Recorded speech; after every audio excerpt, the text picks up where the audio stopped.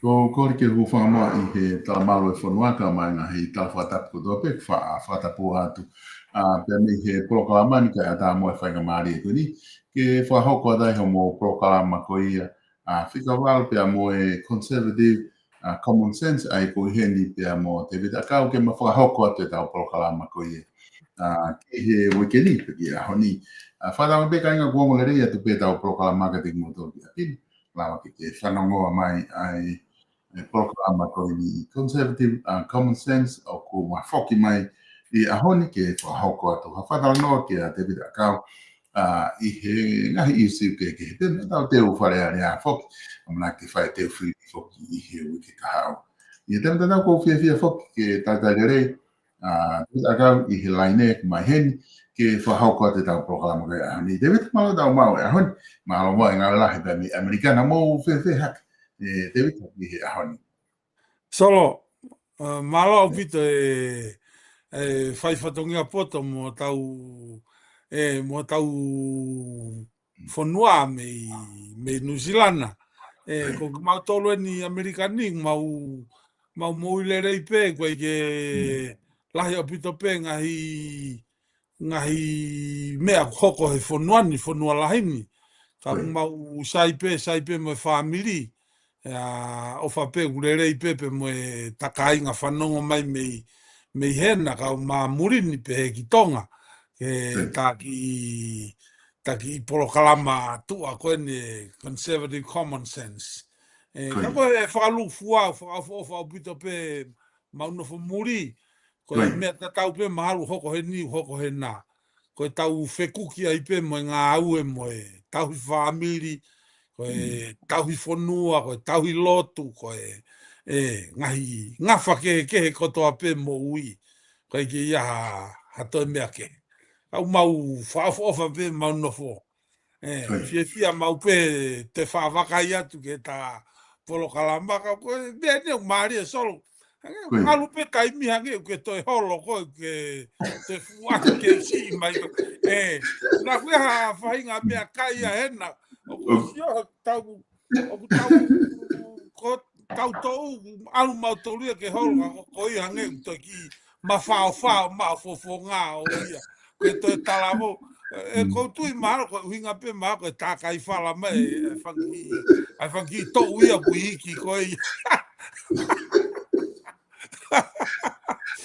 Giga, go me hak dau fia ma ke dai ni mi ku ne ku hange go me ko fa ai ko he ka kai fi ne una fa ai ko na o me ai pu kia pa wai me ai pe he o re ya ke o kava e kita te holo kita me ta wona no ata to ni si mate me e ko ya ko ne mate to de asimate as to nu o kai ke tu ki ai ko si ko hange ko te fu atarere au pito ma o ke to holo ko ke si it's a good thing, Solo. It's a good thing. You look good.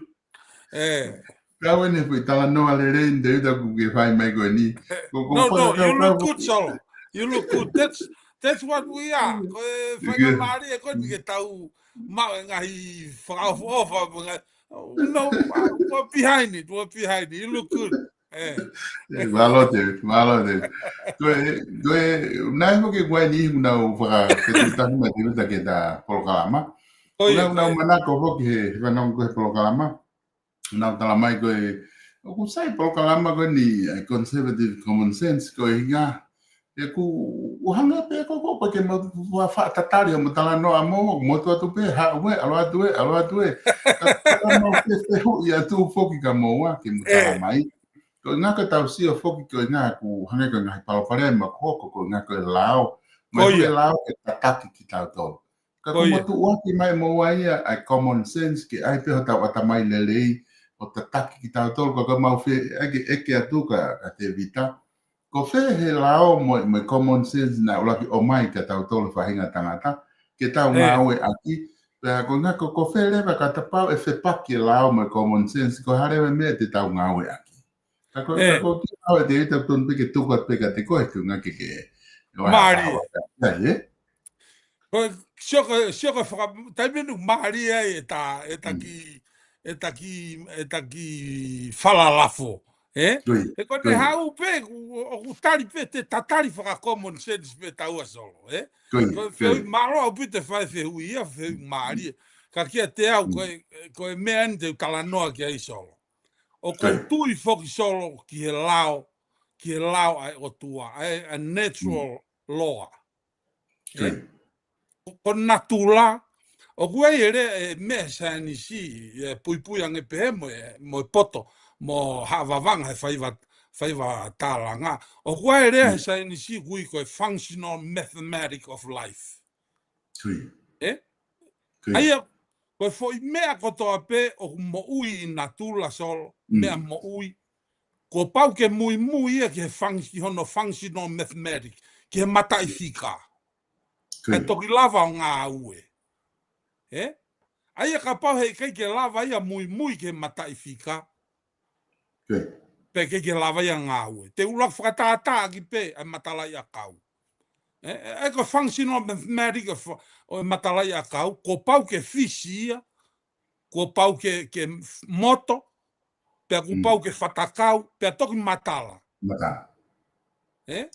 ai ko foi va taimi ka to ko ia ko foi taimi ia ke moto ai pe ko ne hokosia pe ana taimi ke matala ia ai pau ke muy ke follow ai matala ia kau ia no functional mathematics ia matai fika pe toki lava o ne usia matala pa ko ne osi pe ne matala na ke matala ia ta ngata ai matala pe ko ne au pe na ko ke ne mai pa ko taimi ku ia ko mahei kau e kakala ai ko ne mahei kau pe kakala ko mai matala ia kau ia kau ke ala pe ia ke ngatu vai pe no ala ai pa toki hange ko tano ko ya pe lau le vai he punake pe to ia lau ia punake ko mapaki fa kau ke ala pe ia ki mai no ku inga solo ai ko ku tui ia o hue lao pe ko lao ko ia ko pau ke muy ki ai me fa natula ko to pe ia e pure lao ia ko ia sai ko muy ki ai mo ta muy ki ai ko me e kui ko common sense i he ko si lava pe common sense o talamai ko fo ngaen na pat ke muy ki ai te ke ausia pa ka pa he kai te ke muy ko ki ai he kai te ke ausia ai ko me are va tangata mo ui ki te au mo me o ko so mai lao ia te kai ko lao ko to pe ia ko lao sai ai ko lao ia ko political hange ko tau me ko political issue ngai me fa politicale ko no lao fa politicale ana ia ko fa pe ia he tangata ka ku fa o lao o fa tatau ke common sense ke lava ofi ke lao ko natula he ko lao ia natula ko lao ia Jehova pe aku tolonga ia pe ta ngata ia hange ko ni every good things must come up to an end ko definition ko ke foi ke functional mathematics of life every good things must come up to an end but while we have it you have to enjoy it hange ko ta whakahua ko lo tonga ko na ke tangi kakala but to enjoy it the mo we he fatangata there's gonna be one day so everything is gonna come up to an end ko lao ia natula ka hange ko ki fa matala so I think it's loloto ia pa ka common sense is it's a very good things to have he ko inga te lava e kita o whakaofi ai common sense hange pe ko lave ta ki programa ki mo atu o ku va ofi au pito ai konsenisia tangata pe mo lau mari e mama kalaisi of au pito ai ko tau pe o kuiai pe forno o kuiai mo lao pe kuiai mo me ko tope ka ko muy ko ki ai pe mo no proceed o te mo ui o ku fai aquí common sense e toki ao fanga tuku pe he mama o akamai pe ka pote te fall in mal te hinga me ai me ngai kai ke solo ko ki tali pe ia ke ma ri pito ai ma hino pito ai e fa da no ke fai te vi pata ki ape ke mana tu iha ke ai no e ke mai ko e fa kau ko tango mate ko konsenisi e David o ku mate he tau mate ho tau sino fo materie pe ku lava pe konsenisi he te ke mo ui o mate pe ia ka ku te ke mo ui pe kita lo e holo ko ke lava ke nga o ka kita ko feu mari o pito ia so ke te au ta kari no pe ki ai o ku po uria pe konsenisi o ka pa he ke te lava tala e ne fahino o tari i hange pe ko klave ko ne taki polo kalama ko o si ka pa o mai le mo ko vi he ko konsenisi foki i hanga common sense ko e guongoi ko konsenisi he koe fuhu lahi kaha ia tau whepaki mo ia, I he tau mo ui solo, I he foi mamani koe ni, koe ta fight between good and evil. Every day, opposition everywhere. And when you're at home, koe taimi te aru ke te ngā ue, koe opposition, koe waha koe o lerei, mo COVID is everywhere. Koe fuhu ia kulahi taha, tau wheku ki he aho.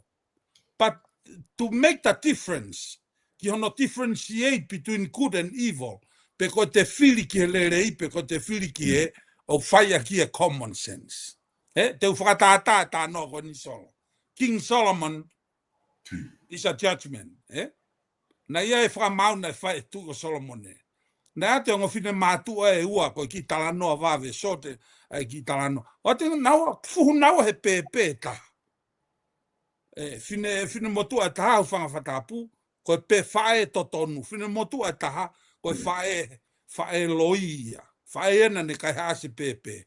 Tāngre Solomon, I will cut the baby in half. Sike Maria common sense. Whainga Solomon ke lava he ongo whae, o mai ange e na common sense ke pepe. Ke lava Solomon o whaifa whakamau. Tāngere vai Solomon, bring the baby here, I will cut the baby in half. Pea ongo e vai Solomon, e lava pehe whae totonu, ko ia ko e kaila, to give a pro-life. He ko Solomon ne tu ke pro-life. Ko whae ko na kaila. Common sense. Ilo Solomon ta ko whae totonu ia. Ai ko na leta, o tamate e pepe. Ave aia ma e whewhine taha. Ko koloa peke mo ui e pepe. Ko ke loto ke. Whewhine taha na loto ke mate pepe. Whahiwa. Oh, that's fine. I'll get the other half. Even though you will be die, but ko mea solo ko common sense. Ko mama kalaisi. Kune whakaose is a last decision make. Sometimes hange ko whehui. O ku te lue holo pe kita. O te os ilo pe mooni. Ka ku mate common sense he koe ke te lava reveal. Ke te express ki tua. Ko kalaisi eni whanawhana mahe lau maari koe mooni eni. Ka ko hinga koe tau loto koe ke tau politically correct. Ke tau sio.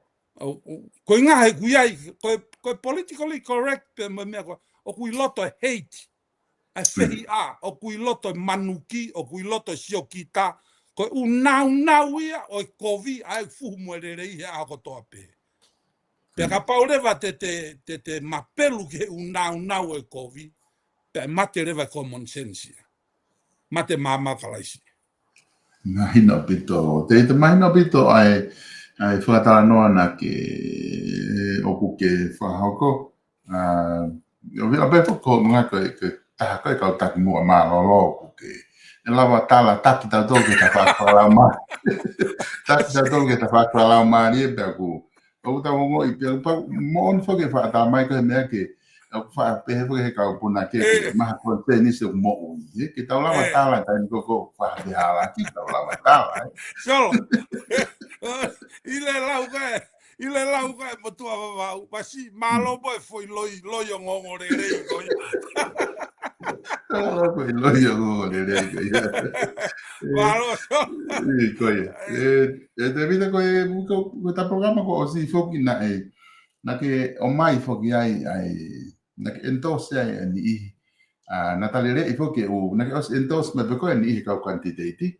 Pena tatoe hanga pe o tala noa e ngahi. Ka whafonga lono tonga koe wharearea. O nga o wakai koe ke kinau tolu pe te nau whewhe.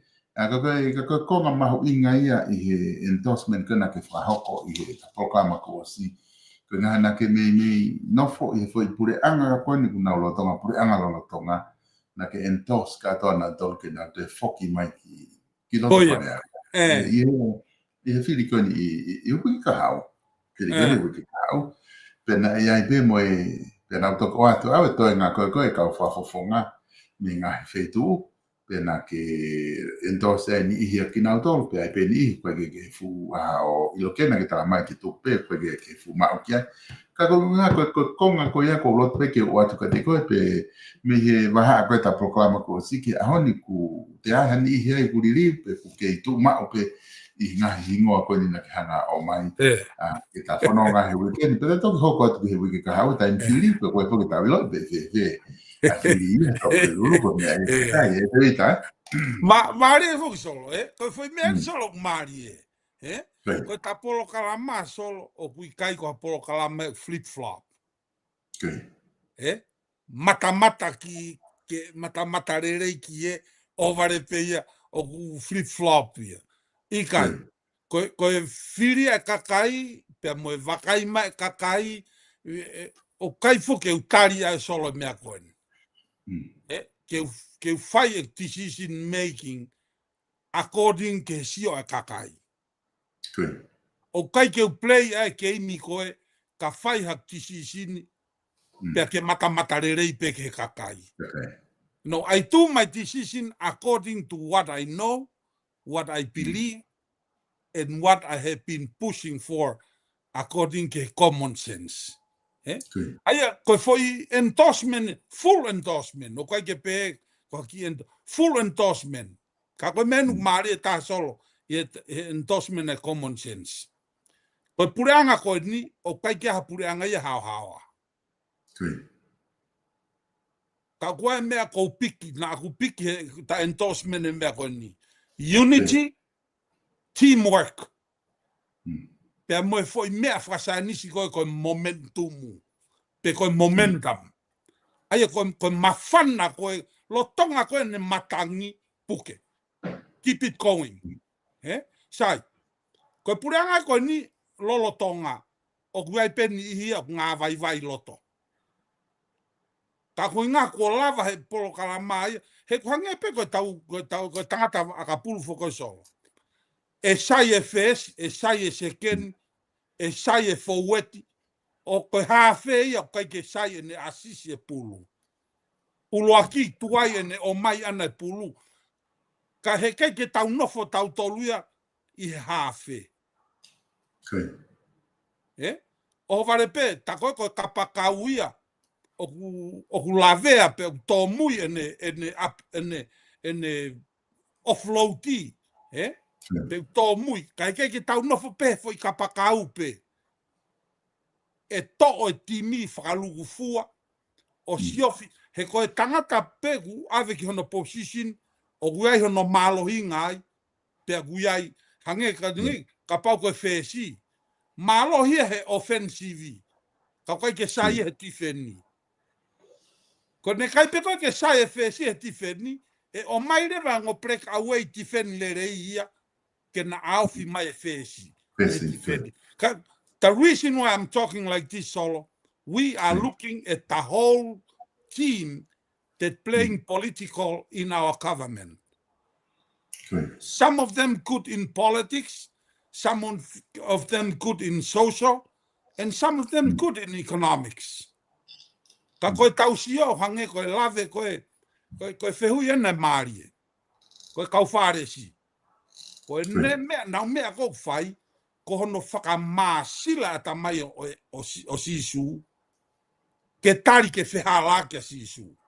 Ka tō mai whehui ko ni me kau wharesi. Ko hae mea te taulawai o tala ai a kau o kurerei. What is the difference here? What we can do to make the differentiation between good trees and bad trees? Sike tala noa koe wholofolaina e tari koe paula. Ke kakai he pelu. E moulava tala e a kaurerei, kune whakafua mai e fua kurerei. And that's the solution, Solo. That's the whole entire solution. He koe fua kaure ia I peho no konga koe ke sai. Ka koe a kaurerei, o kune laku mai e fua kurerei. Pea koe a kau kovi, o kune laku mai fua kovi. But that's my answer, Solo. Koe endorsement aku.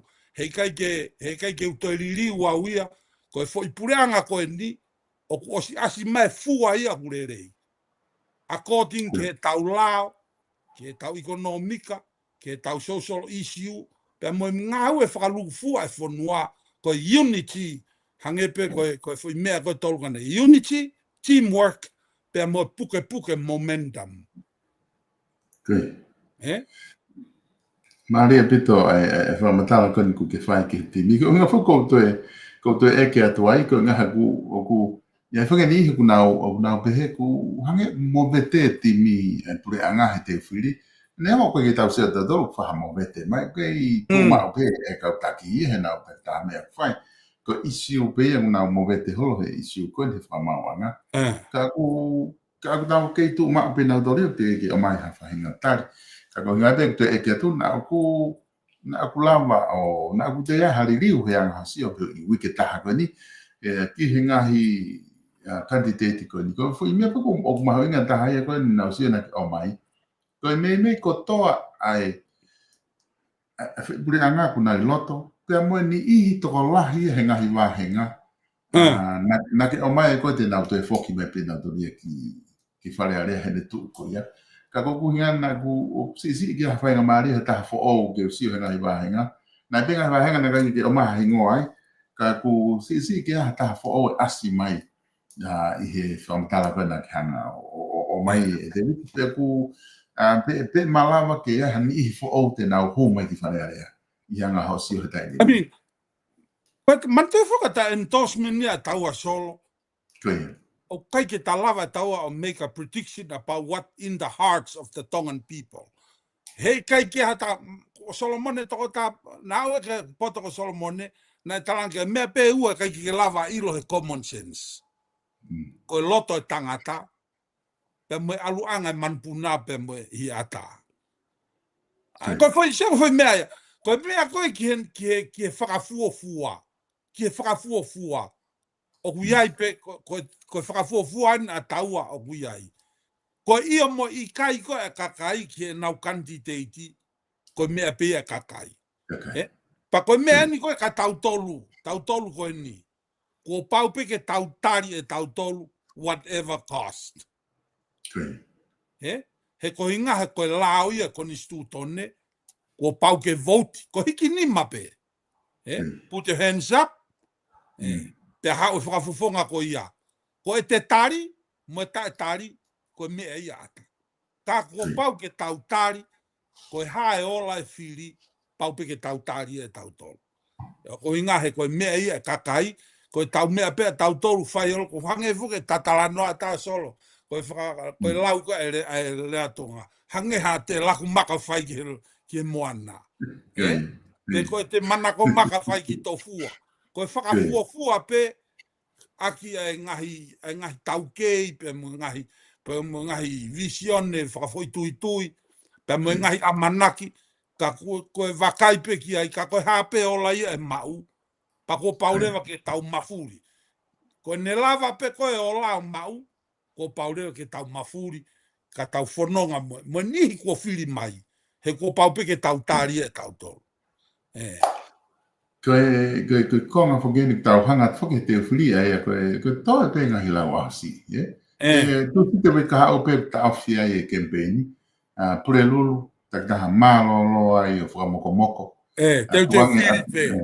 Tuange ata mai hanga ko lau e kau kawa tonga. Tuko ano sisina ata mai kakai ka tuange nau whie maari. Ko ngā ke nau ki tangutu o mokomoko le rei. Tua pure lulu pe kamata rewa whiri. Ko ngā ke kau kandidate. Ko ngā ni e taha maari o mensin mai ne whamanatu mai lo si kau ke o i hine tohi. Ko ngā yang maari ko ngā nau toki whanonga pe ne nai he foi fa eke ko e he le tio 581 pi ai taha kau no pere baia. Pera ne hanga e ia o mensin ni ai ko smau e fe kandidate e ua kau no pere ki he Filiparemia. Koi. Mate o tau kei whakakau atu tau kei talanoa tatu i hele volo ulua ki. Ko whiri ki whare area, ke nau hu ki whare area. Kore ko o si li me lai pere ai e kau ho i ki o mai, o ku o se nau kandidate pare mi e ua, ai ko no pere tui waka no, pia mo no pere whawhanua. Ai pia mo tangata lele ien ko no pele lele apito en i ngā ue ko ngā pia he ngā ue na whako na so kwa te wakano ko e pare mia tonga i he osi ko e tau liu ko no pele whawhanoa ko sea lolo tonga i e whare area o koe kia aha pare mai i he no pele he tia tu o te whanoa ni a koe so maare tamai maare tamai re tio alo siki ka koku atu ka koe ko ngā ke ha ho wakai ki ai i ho sio ki ai ku hiki tala noa dai ni mea ka no pere na o si wana hanga ko lau ka mea na one step ahead na to dai ni te fuli pare area da do ka na te fuli pare mia na to sige marie solo ko lo foi mea pe wa matu ko tau no fo muri o ku pui ange pe ko ke pe to la la tonga ko tau no fo ko ni muri ni hange ko mau fo tu at me american ni ko fu fo nua lai ta ni o kare ka fa te ki tala no a mari ko ni solo fa we tu iwa sa supo ua ai antema mau hiva i mau pe atere o gue antema ko ala moti mau fifili mau toluia i kolisi o kai ki hara tonga ko ala moti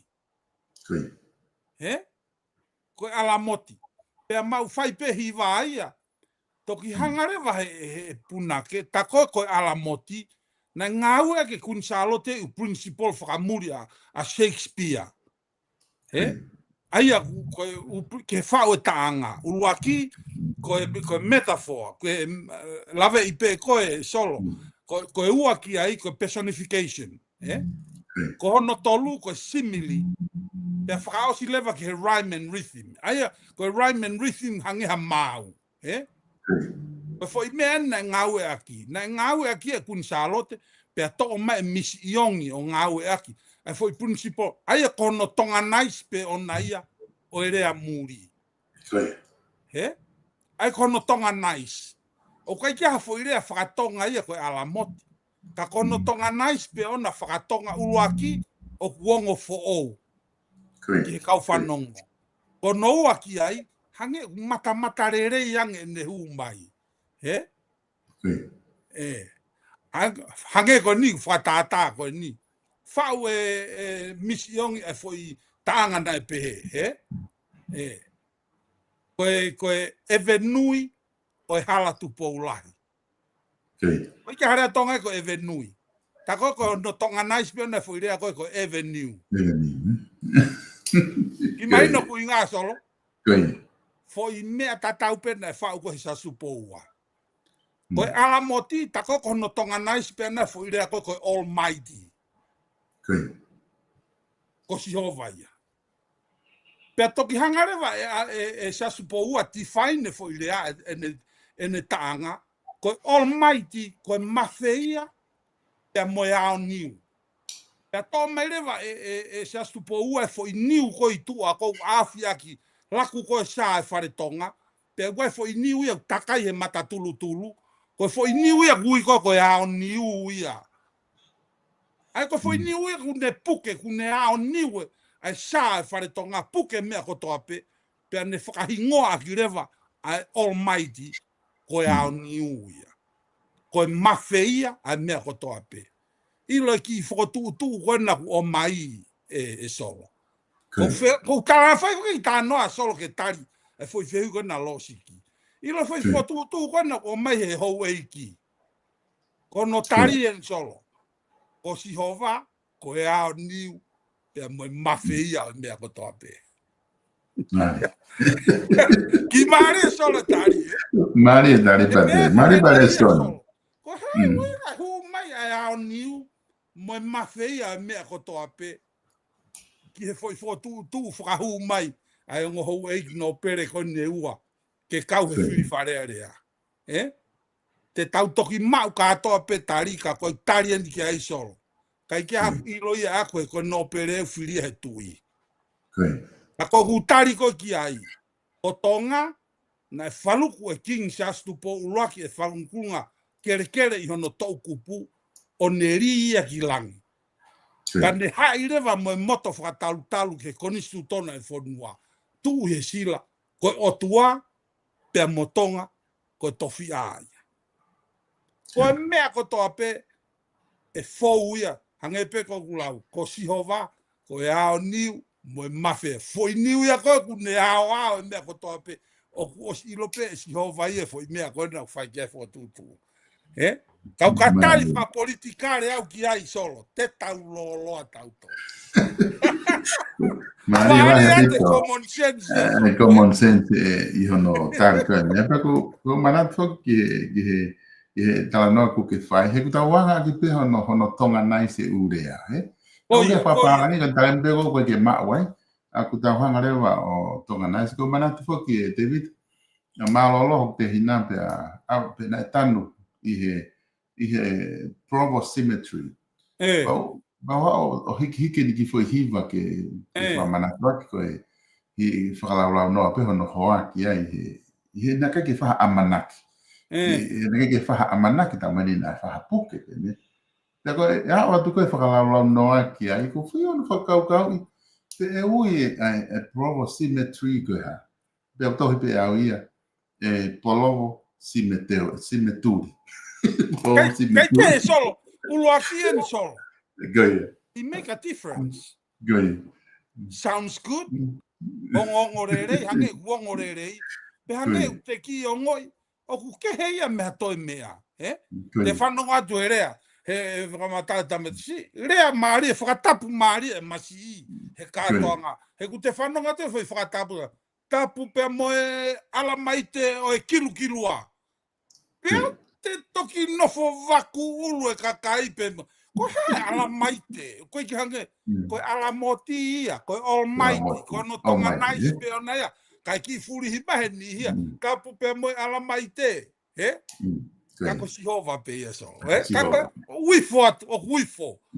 Kono moni o uifo ke whanongo.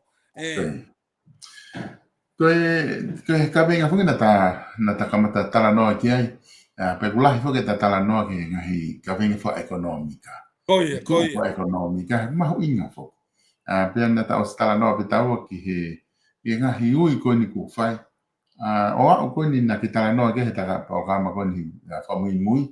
Ki he ui koe ki whakatau atai na I tau tolu wha ekonomika. Ni he tu I ponua. Koe ui mahu inga fo kia ki he whiri I he wike kahau. Koe ngā ki he koe tui mahalo ku o si hange koe na tala noa ki ai ku o si a fio I pehe tu I ko o si lava ngahi liriu ngahi whakarerei whakapolitikare ngahi tawhaaki ko ia o si lahi pida ngahi mea o ku hange koe whakarea ni o mai ngahi whakaukau to ki whakatemo kāla tiangi Koia Iri mga mea pehe pia ku ne ui lewa ke whai whakarerei ke whai ngahi whakarerei whaka ekonomika ke lava ke whatau ataina ki tau toko ola toko ke taki iafe mai ki he konga ko ia Malo au pito solo, ke nofo ho whakakaukau. Pau whiunga pe mo polo kalama, he ke fuoloa o tau kei hono talanoa mo ni tola. Whekau aku mo isi ueni. O kei loi rea e tōwholofola e nea fio e solo. Koe mo oni e mo oni. Koe mo oni e mo oni. He koe visione ia e nea fio mea sihova. Kau atu ki tala noa koe ni ke koe ke tala. Whe mahino aku whekau aki mo he hako hae kaunga a sihova ki hono pure anga ke pure anga tonga. Koni stu tona Isileri na e tohia e Mosese. Na e tohia e Mosese makatuunga mehe ne visione ki a sihova e whakaha e sihova e whono ko ia ke tohia e Mosese. Sai, ko mea ni kumari he whono he konistu tona Isileri. Na e tohi ia lo tonga ai fu tohi koe. Koe fu tohi koe gui koe Exodus. Exodus. Koe definition of Exodus ia koe movement of the people. Ta ue whanoa he toa wha. Pe koe konistu tone na e tohi ia while the people of Israelites live in bondage. No fo whainga tā ia I toa wha, i he tae whanoa, pe tohi e koni stu tone. Ko uhinga e koni stu tone, na tohi e sihova mo Mosese. Ke hanga he koni stu tone, o whakatau a tāinai a Isileri, me he nofo pōpula. I mai no kuinga solo. Sai, ka tau ki, taki veteki si pe solo. Koe whono uluaki. Ai koe nima, koe uluaki ke nima. Koe tala no a tātāpe ko ni sūtone mo lao Isileri. Ki he waha o Sihova pe mohono kakai. Ai koe tahui waha. Tahui waha pe kakai mohono o tua. Pe koe nima koe ki lalo, ufanga whakatapu, koe tauhi e waha o e tangata pe mo e tangata Isileri. Tangata Isileri ke tangata Isileri. Ai koe nima uluaki kawai, oa nā ke toi ngahi ha o tua kehe ke ua ki au. Whekahango fulu pe a uhi whakoi ke ngai whekau koe nima ki lalo. Oa nā ke kaihaa, oa nā ke manu ke koloha kau ngā api. Ai koe konistu tone mo e lao ai kakai, ke whakatau ataina ia ke kakai, waha a mohono o tua, waha a mohono kau ngā api, i e nau nofo whaingata ia. Sai, tō wholofola rewa e ne awhio, ta mahe ne awhio. Koe konistu tone fo o wen, ya mo whakaha whakamui taha ni ko mau mea Sihova, ke o atu ki a ki mo tole pure anga. We need a economic freedom. Ya koe whakakaukau ene common sense all. In order to have an economic freedom, we must have an economic revolution. O kui kai koha economic remodel, pe koha economic rebuild. It's an economic revolution. Kene whetongi a economica motua. Uluaki solo, ko ile tau economica motua e tau sise hen kaf tau toluia i he whainga polo kalama koe ni i loa ko socialist na tatalanoa ki ai uluaki. Ko tau economic policy na may undermine ia i he socialist. Peko socialism.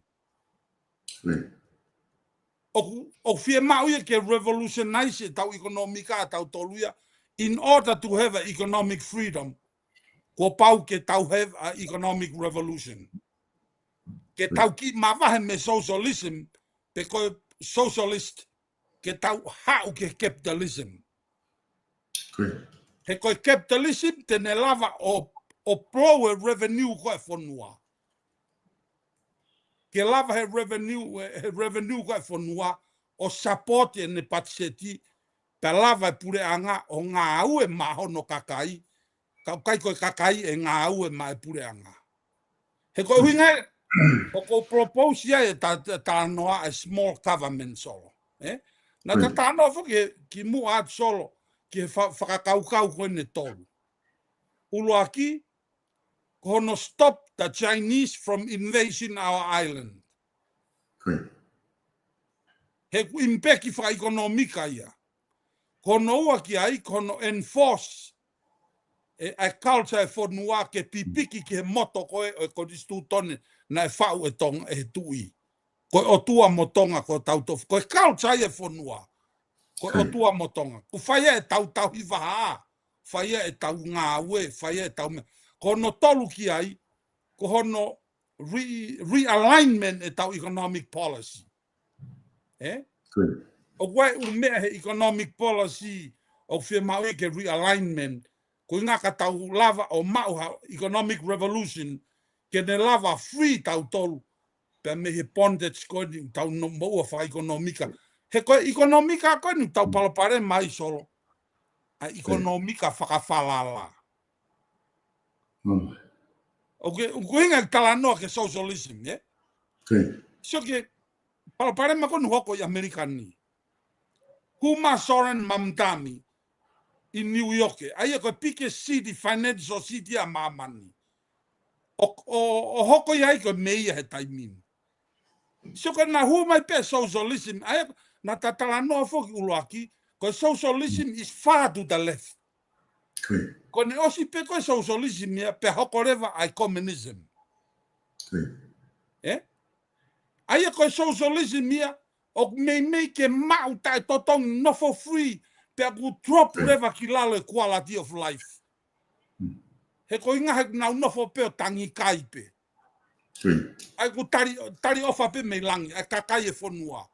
Ko nau no for pe tari ofa pe me langi. Pe ka pau level e kai ke hato ofa me langi. Mahai e fonua ai. Ko foi me ai ton ke mava he me ia tonga. Ko tau ekonomika he kai ke tau to no tau o whakawhalala ke whaamiri muri.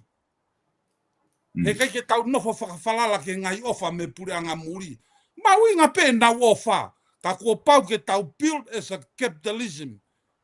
Ko pro-business, pro-life. Ko ngai te fitoi moni whaka republika ia ton ke fusi mai koe ke tau ofi ki ai. Ko ila ke lava tonga o tu o ngā ue i pea tonga.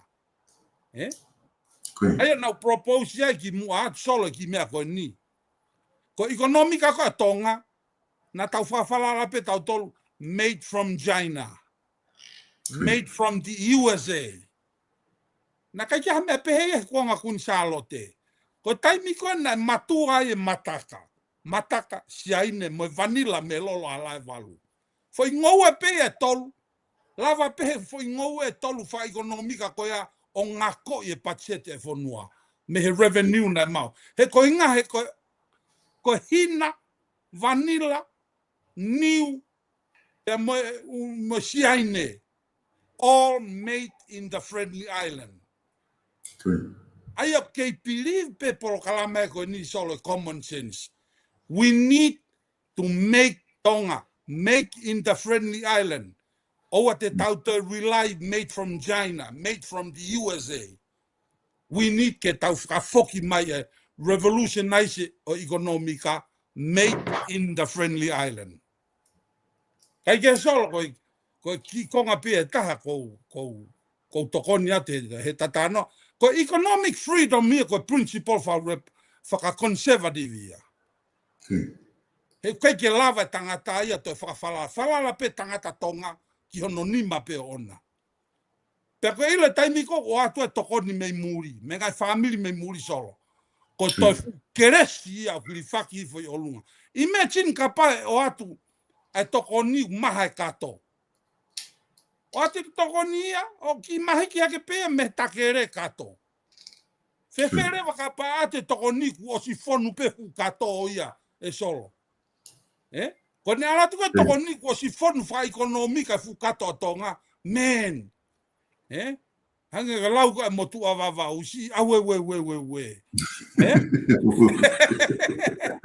Ko toi mahua i pe fu mea mau he fonua. Ka pau te na ngā ue i pe kato fonu pe i tonga. Ko ala tu koe u tokoni, to hiri hifo i o lunga ai. Pe ko hange pe ko tatano i programa ko si solo.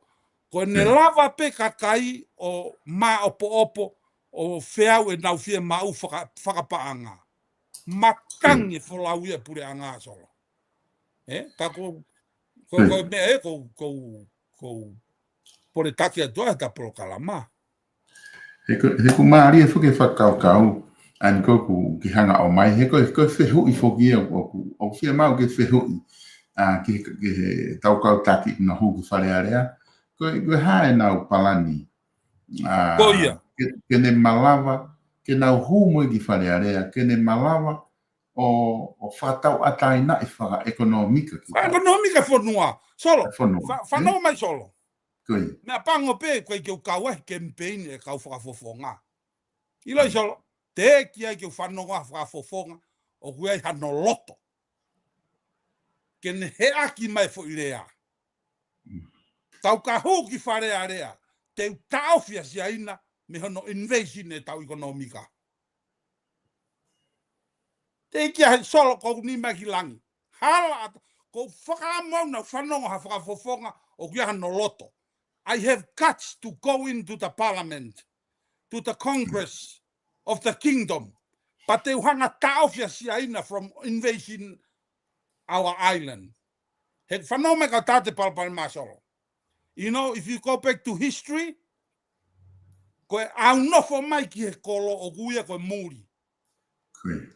Ya koe muri ko toa pe au nofo mai ki he kolo. Una mai na tō reipa he whonua. Te ia ta leipa. Ko nau tau hangi ha pōpula.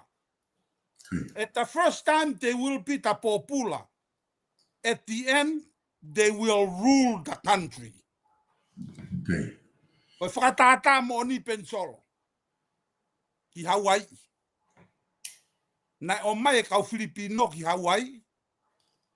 Koe nā mā ngā au he tō. Koe nā mā whāma. Nā mā ngā au e tō. Where are the Filipino right now? The Philippines. They are ruling Hawaii. Let's talk about Fiji. They bring in the Indians to farm the sugarcane. Where are the Indians now?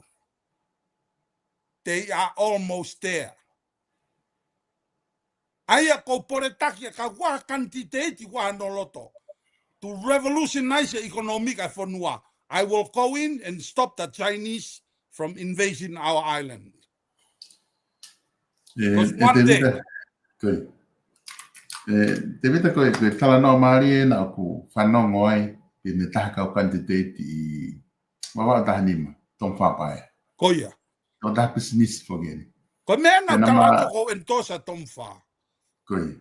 Pea koe ku maari ia he konga koe, ni ko tangotu whao o whanongo kai whamatala tom wha. E nai te he tom wha hene whamatala.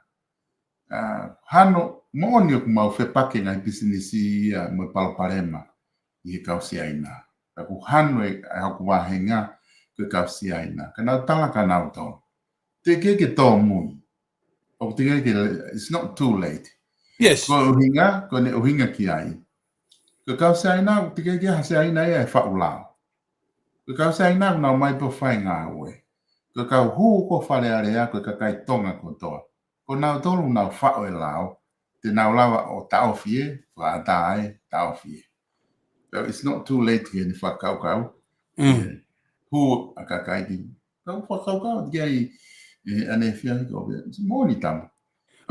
Kai ke solo foki ko tatala noa ke hai ke whakaha ko whai e siova ke tui. Tonga need a freedom, economic freedom. So to unlock the economic freedom, o ku yai u mea lalahi e loto hange ko tāno kon to the Chinese. He ko nau hu mai kon ki loto, even though they will be slaves now. Hange ko lawa tom wha. It's predictable. They will rule the country. Ka pahe ka ki whātokang ke isiu koni. Pea nau whakaamau ke ia kantiteiti te he aki mai a isiu koni. Ke iai hano loto. Aia koe mea eua hau ke whakaukau. Some of the candidates, they know the Chinese will buy them under the table. Hange pe ko tata anoa whakamea. Naka mantu solo taki polokalampe ki mo atu nau tala noa atu ke Tolton Horse. He? Whia mauia ke taofi. He? Ai foi mea kou tata. Kai ke? Ko anga fa ko mai me ta solo ko tala no ki ai ko fliti kon fu kanoloto e tau economica ki muri ai ko nata mention fo ke ta proposal ko tau ko no fo ko tonga ai ko na la ke pe ko wanoa puri e ko ngala hi population ni me he wanoa ai ke ni mangofu ai ko fu ko economica ko fu kanoloto ia economica tonga o na fliti na tolu ki muri ke tori which is okay o sai pe ia ko me ia fai ka ko hai ku ne replace mai na tolu solo ta ki si o ange ko na foi move ko foi kepi ko ia ta puni mai si aina sai so ko no fai to on solo okay ila fanki family fo o ko ni tonga Whanau ke lai taha. Hu whanga pe whatapu. Ai e whanau ke hangi ha milioni. So, kono whaito ane fleet e tau economica. He koe population no tonga decline. Ka koe manatui, koe resource mau i ngā taha, i he whanua, i he ekonomika. O kai koe lolo, o kui kai koe paanga, o kui kai koe niu, o koe resource mau i ngā taha i he ekonomika whanua, koe sino i tangata i whanua mo i whiwhine i whanua. Koe ekonomika i whanua, koe resource i mau i ngā taha. Taka paurewa e fleet e ekonomika i whanua ki he tori, a tonga. Te au tikalaing lewa population ia. So, koe whehui reo pehe solo. What shall we do? Koe whai pore nia i common sense a taua solo. Ki he whanki kau mari fo ou. Ai ke taki fitu ki he tahaua. Ai whanau. Whanau ke hangi ha misini kani. Solo. Solo, kai koa ku talano aku pehe koa ku whakatata. Ami ngari hua. Koe mea ia solo tene lava o toi whanau i mea economic freedom. Ka pau fleet e population e whanua, decline e population e whanua. Koe mari fo ou. Hanga he pure a ngā whau ha policy ki he meti kolo. Ia whakamalo hia whanki whamiri ke nau whanau.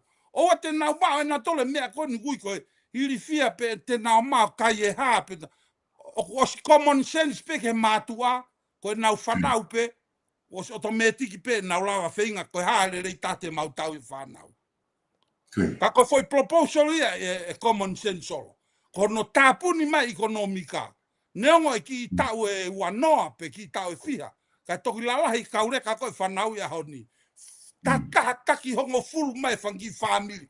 Alu ki he lahi taha, ko ngā ke ne replace e kanoloto, mo structure, mo foundation, o ekonomika e whanua, ko sino i mo tangata i whewhide whanua. Ko propose ria ki whaito e whaimea koe asolo.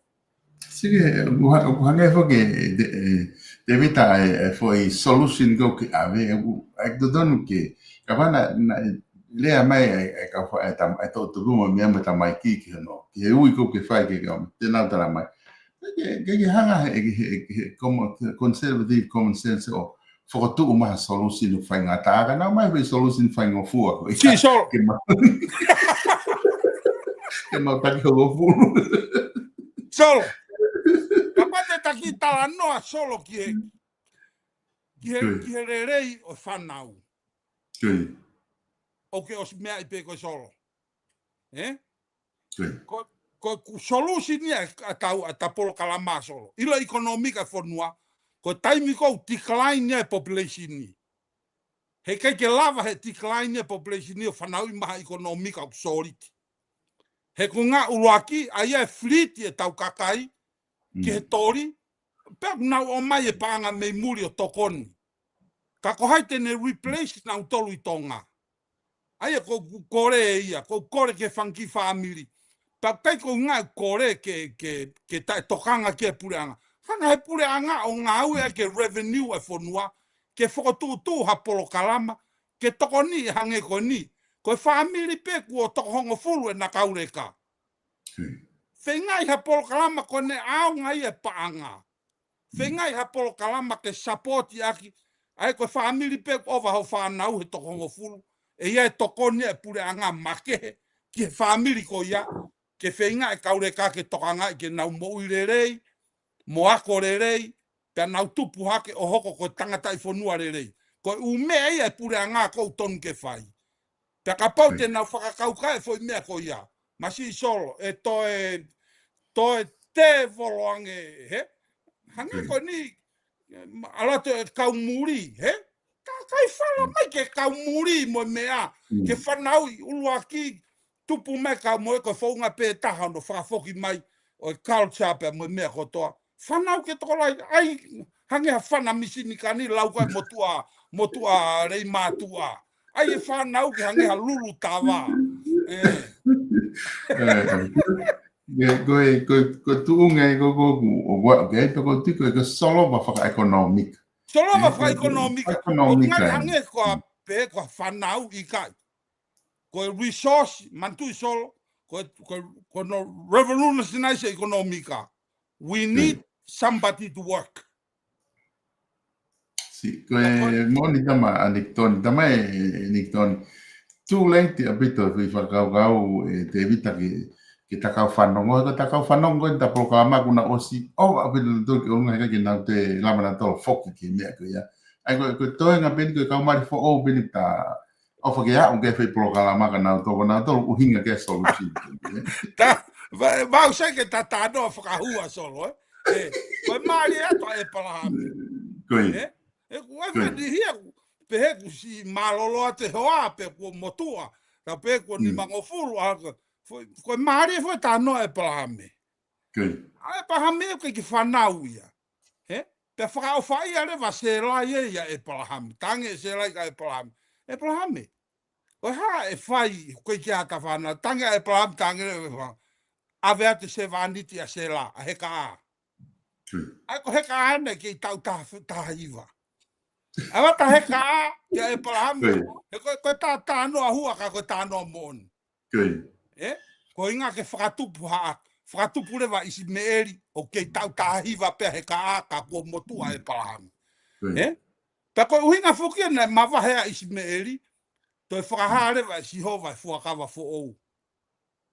Ta kai ke tui ka e palahame ia. E toe whanaua se lai kua motua.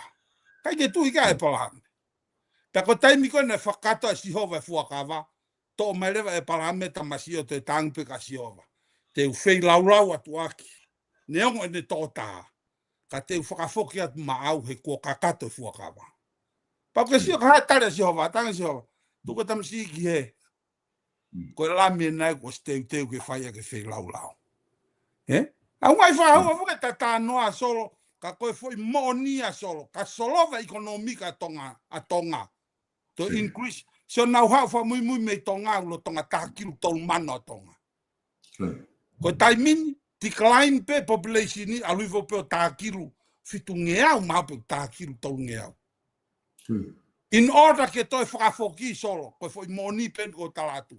Fotu he pure ngā ke whanki family fo ou, pe koe teu mari, enforce pe whao ha whanki polo kalama whakamanako ke whanau tau tupu, ke nau whao whaamiri, ke nau mari, nau whao whaamiri, pe kai ke ngata he whao whaamiri, kata whanau ke toko tahaua, osi koe pa whao rewa maha polo kalama ke ne toko ni iaki, ai foi whakakau-kau, ko ngā ka lava ekonomika tonga, o iai hakakai ngā au i tonga, ke nau ngā ue e pure a ngā mo ekonomika e whanua.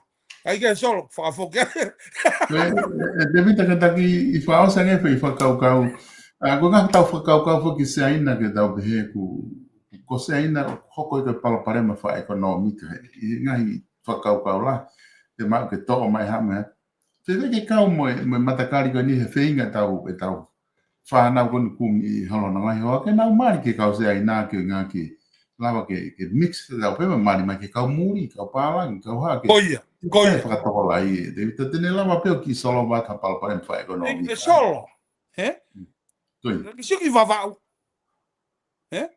Ko haina nau langa mai ekonomi ka wawau. Ko kau si amane ia. Ko Senf. Ko Wolfram. Ko hākani. Ngai whaamiri na hawhekasi. Pe koe taimi ko o atu ai ngai whaamiri muri pe te tākai whala mai ki ai e whanau tonga. O to me tiki pe solo ai alu ai na tūla ia mea koia. He koe mea whakamaman. He koe whakatū tā makine o si ai nā solo. O koe asenita koe si a communist China. It's world dominance. World dominance. Kono whanau nou ia solo. O kui kai ko tonga pe ia solo. Ka pau nau whai mai ki Amerikani, mo ngai whanua i Urope, mo Western, mo Wesite. Ko tonga e koe motu solo. Whakahaori ia ke asenita si aina. Ko asenita ia si aina, kai ke toi loi. It's world dominance. Te nau tāketi ke nau dominate ya mamani in the next decade. Te koe mea e whakatū tā maki ia. Pea o ku nau fu aggressive au pito nau tolu ki ai. Ai ki konga e ua ta tānoa ke solo propose atu e tā. ke ta polo kalama. Malo apito, David. Kalau pe ko se tataimi, ka ko tu ku mahin apito kau fa economic ko ni mo solution ko ni lama kita atre conservative common sense ki kakai. Ku common sense ai pa matala kon. Ma to ko common sense solo common sense au pito. Common sense. Ko e gatu fu ke tainimi David te wat pe ke fa ma po mai kata toki mama ko e wiki ka hau ko tu ma hau te toki foki mai falai te. Ai ko tu apule lulu ya modo. Hoi. Os foke fili he to apule lulu. Mahino ai kau quantity di he to apule lulu. Ai pa ko ne falai te ko ma tolu ko mo to apule lulu ya mo tolu. Te toki foki mai ai ke tasio ko hae ola e fili da wa ki ai. Te wat ke fa ma po mai David. Da toki mai. So malo au pito e kei mau taimi fa malo ke viponi. O tui ko konga lahi fuke ta mua e ta ki whakaukau ke fotu e ta poro kalama ke ta lava au maha ngai moni pe mo whai haki whenga pe neongo e kai ke furelei fe a tamau pe ko e haka kuta whenga ke tauaki mai mo tafunaki ha maama ke a tamai e kakai whiri o tonga ke nau wau mai koe ke tau whiri koe ni ko iaha ngahi mea ku tokoni ke te nau tolu ke whai a ke nau whiri. Angepe ko ku lawe ki mo atu, ko e lava ki loto, mo e kai ke lava ki loto, ko e isi uke heia, ka ko e whenga koe ke o atu ha ki tokoni ma mama mai kakai whanua ke na uo moia whai ke nau whiri, ko e konga mau ingana e whotu wa e taki broadcast ko e nie, conservative common sense, pe a whai katoa pe ia e loto, pe kai ke ha mea ia ke o atu a whakaukau, pe ku taku atu ko ngari fie poto me motu atu o koen ma ta polo kalama ka koe pou pe ke langa fonua pe mo e tau hoko pe ko sotia ke tau maererei ko kau sotia ki tau tolu tau maererei lerei ko toa pe i tonga i american i murini he common sense e tau ngoi pe ke tau hoko ko sotia o tau lerei ai ko famalo at ke vi poni mai polo kalama o ate famalo noa si famalo at ke matala folaukai ke kai nga fanongo to ape ko mo fanongo mai talu me kamata mai me sanuari e polo kalama ni wa mai ni ke fausinga polo kalama faus kon ta tok fai fili malo mo ke me mai ke fakolo mai e fanongo pe ko tu pe ku ya ngai be ni kai ke fakolo nofo te kua manga hi talanoa, whakaholo nofo pia, whakaholo talanoa. Te ku mawhia i pe mosolo ke whakamalo at ke te motolu. Tatau ai pe ku hau pe mo e whakakaukau o e whehia pe ko e whakaukau e siokita. Pe ko e whakaukau kai kia whakaukau pe hea ki maua mosolo. O whaat ki he kau whanongo kotoa pe mo e mea mai e matanga e ke whonuaka mo e kau matalafo kai. Ko e whakaosinga e ki awhanga tuku, ko e tala monu at ke kau whiri wharea rea kotoa pe. Pe mo e kau quantitate kotoa pe. Neongo na e iai whakakaukau ke ni, ka kua te tala monu ke a teki mou tolu kotoa pe, ko e whakakaukau mou mau ke hu o hoko ko a quantitate, ko e whakakaukau kotoa pe, ke ngai mea kotoa pe ke tokoni mai whonua. Te kua te tala monu a conservative common sense, ke kau whafofonga ko toa pe, me ngai tawha ko toa pe, mo whiri me iai, pe a whakaapaapat ki ho mo ngai mooni, ko e anga whoki e tau no fo solo, ko e polo kalamani, o kai ke uhinga e tau tui ke tau hu mai ai ki tua, pe tau whai ke ai pe o au ke tau mati. Ko e tau tui ke, ko mea whakapolitikare pe ia. Ai e whakaosinga e aho, o e whangai lupe pe la ke tohe aho, tau whoki ko toa pe o hoko ko e tonga ki tau tolu, pe a koe whamiri, pe a koe kāinga, pe a koe kau ngā maheni, mo e kau ngā ue, mo e kau ngā wheo i a kalaisi. Mā e potu ko toa pe tau whelongo aki ai. Koe o whaat ke kau kantiteit ko toa pe, mo e tala monu ka teki mo tolu, o wha pe ke mo mao hawhiri rei, mo hawhiri whakafofa, pe a ka mau ka hopo ki e mala e, pe mo fai e le rei taha ma e whanua pe mo kakai e fonua ka ma ki tau tolo hono katoa. Whakalufua katoa ko e whakaofa pe ko e whakampi e polo kalaman ke whakatau kei pe mo tokoni ka te tau tolo hono katoa. Ko e haki mea rerei te tau ma. Ko le whamoremore at ka pau nei ai tūku hua pe ko whainga polo kalampe ko harea na ngā ue e tatau o tōki tua me hao whanga. Pe mo whamoremore e anki maua mo solo. Ko e anga pe whakafotunga tupe o e fia pe whai ko toa pe mea ko toa pe i he loto hanga maarie mo e tua ofa e ki atu reverewe malanga tatau atu solo. Malo. Malo pito, te vitu whamalo atu he lawa rei koe tā proklama i he ahoni. Whamalo atu koe ngā koe kei hoko mai e proklama, pe whamalo lahi atu kei ki ngata he proklama, ka kono sponsor ko i e proklama ki kei lawa whahoko proklama ko ni whamalo lahi atu he te vitu. I toko ni my family ki he tawhaki koe o sponsor proklama koe ki he te Bipon Media. Kei ki ngatai whamalo atu ka teki motol kainga, i ho mo kau mai i tau proklama hangi koe kua te vita, koe tau proklama koe ia e whiawhi hoko o ai whitua Nusilani koe e whatwhanua fo o ia, pe mo e 8 minutes star policy.